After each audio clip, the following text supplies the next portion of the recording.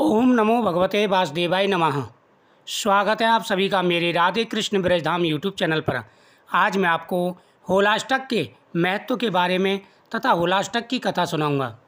इस कथा की श्रवण करने से सभी प्रकार की मनोकामनाएं पूरी होती हैं। होली तक प्रतिदिन इस कथा का श्रवण जरूर करें। होलिका पूजन करने हेतु होलिका दहन वाले स्थान को गंगा जल से शुद्ध किया जाता है। फिर मोहल्ले के चौराहे पर होलिका पूजन के लिए डंडा स्थापित किया जाता है। उसमें उपले, लकड़ी एवं घास डालकर ढेर लगाया जाता है। होलिका दहन के लिए पेड़ों से टूटकर गिरी हुई लकड़ियां उपयोग में ली जाती हैं तथा हर दिन इस ढेर में कुछ न कुछ लकड़ियां डाली जाती हैं। होलाष्टक के दिन से होली का पूजन प्रारंभ हो जाता है और प्रतिदिन इस जगह पर होली रखी जाती है। होली तक वहाँ प्रतिदिन कुछ न कुछ जरूर डाल करके आना चाहिए। पौराणिक शास्त्रीय मान्यताओं के अनुसार जिस क्षेत्र में होलिका दहन के लिए डंडा स्थापित हो जाता है उस क्षेत्र में होलिका दहन तक कोई भी शुभ कार्य नहीं किया जाता। इन दिनों शुभ कार्य करने पर अपशुगन माना जाता है। इन 8 दिनों के दौरान सभी शुभ कार्य वर्जित माने जाते हैं। प्रचलित मान्यता के अनुसार शिवजी ने अपनी तपस्या भंग करने का प्रयास करने पर कामदेव को फाल्गुन शुक्ल अष्टमी तिथि को भस्म कर दिया था। कामदेव प्रेम के देवता माने जाते हैं। इनके भस्म होने के कारण संसार में शोक की लहर डूब गई, क्योंकि सभी के अंदर से प्रेम खत्म हो गया था। जब कामदेव की पत्नी रति द्वारा भगवान शिव से क्षमा याचना की गई, तब शिवजी ने कामदेव को पुनः जीवित करने का वचन दिया। इसके बाद लोगों ने खुशी मनाई। होलाष्टक का तक धुलेणी के साथ उन्होंने होने के पीछे एक कारण यह भी माना जाता है। होलाष्टक से लेकर के होलिका दिन तक 8 दिन तक भक्त प्रहलाद को हिरण्याकश्यप ने बहुत दुख दिए।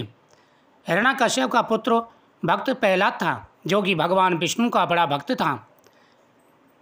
हिरण्याकश्यप ने उसे गुरुकुल पढ़ने के लिए भेजा और कहा कि इसे राक्षस रीति समझाएं, लेकिन प्रहलाद तो भगवान विष्णु के भक्त थे। वहां जाकर के उन्होंने पूरे गुरुकुल में नारायण नारायण श्रीमन नारायण नारायण की ध्वनि लगा दी। वहां पर जो भी राक्षस कुल के बच्चे पढ़ रहे थे वो भी नारायण का जाप करने लगे। यह देख करके हिरण्याकश्यप को बड़ा क्रोध आया। उसने अनेकों प्रकार के उसे दुख दिए। प्रहलाद को गर्म अग्नि में उसको बैठाया तथा सांपों के बीच में उसे छुड़वाया, कुएं में उसको डलवा दिया, समुद्र में उसको डलवा दिया, लेकिन हर बार भगवान विष्णु ने उसकी रक्षा की, क्योंकि भगवान अपने भक्तों की हमेशा ही रक्षा करते हैं। होलाष्टक से लेकर के और होलिका दिन तक उसने अनेकों कष्ट दिए। फिर लास्ट में होली वाले दिन उसने अपनी बहन होलिका को बुलाया। होलिका को एक वरदान था कि वह अग्नि में बैठ जाती थी। ब्रह्मा जी के वरदान से उसे एक चुनरी मिली हुई थी। उस चुनरी को उड़ करके बैठ जाती तो अग्नि उसका कुछ नहीं बिगाड़ती थी। वह भक्त प्रहलाद को लेकर के होलिका में बैठ जाती, यानी अग्नि में बैठ जाती है। उसने अपने भाई हिरण्याकश्यप से कहा कि भाई, आप किसी भी प्रकार की चिंता ना करें, मेरे पास ब्रह्मा जी की दी हुई चुनरी है, मेरा कुछ नहीं बिगड़ेगा। लेकिन भगवान तो सब कुछ जानते थे। जैसे वह अग्नि में बैठी, भगवान ने तेज पवन चलाई और वह चुनरी उड़ कर के भक्त प्रहलाद पर आ गई। होलिका उसी अग्नि में जलकर के भस्म हो गई और भक्त प्रहलाद की रक्षा हुई। यह हुई बुराई पर अच्छाई की जीत, पाप पर पुण्य की जीत। उसी दिन से सभी लोग खुशी के मारे होली का पर्व मनाने लगे। होलिका दहन के समाप्त होने पर सभी लोगों ने खुशी मनाई और उसी दिन से होली का पर्व मनाया जाने लगा। जब होलिका जल कर के राख हो गई तो दूसरे दिन धुलेणी मनाई जाती है, यानी पूरे देश में रंगों का उत्सव मनाया गया। तो इस प्रकार से यह पर्व बहुत बड़ा पर्व है।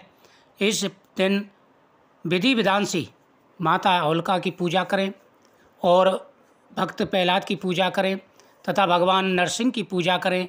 इससे मनोकामना पूरी हो जाती है। जीवन में आ रहे सारे कष्ट और परेशानियां दूर हो जाते हैं। भगवान शिव का पूजन भी करना चाहिए और प्रतिदिन इस कथा का श्रवण करना चाहिए। ओम नमो भगवते वासुदेवाय नमः।